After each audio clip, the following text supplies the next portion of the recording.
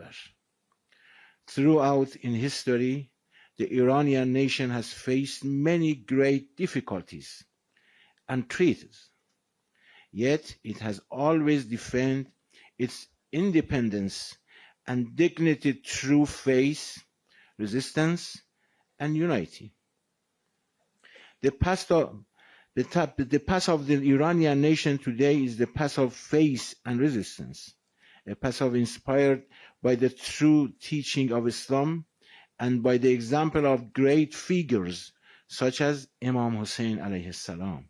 He taught humanity that even if we have no religion, we should still remain free and never accept oppression. For this reason, we, the people of Iran, clearly declared that on this path we will either achieve victory or reach martyrdom. And for us, both are honor and happiness. قل هل تربصون بنا إلى إحدى الحسنيين.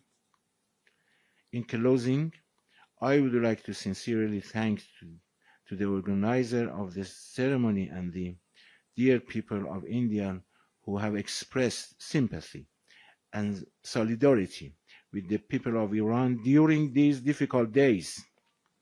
This relation between the people of Iran and India go back centuries, built of deep cultural, spiritual, and civilization ties. Your presence in this gathering is a sign of those deep connections. We pray to Almighty Allah to bless the soul of our martyred leader,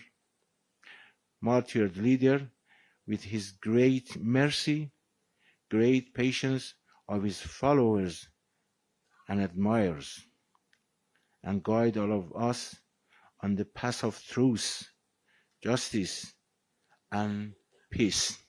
And I think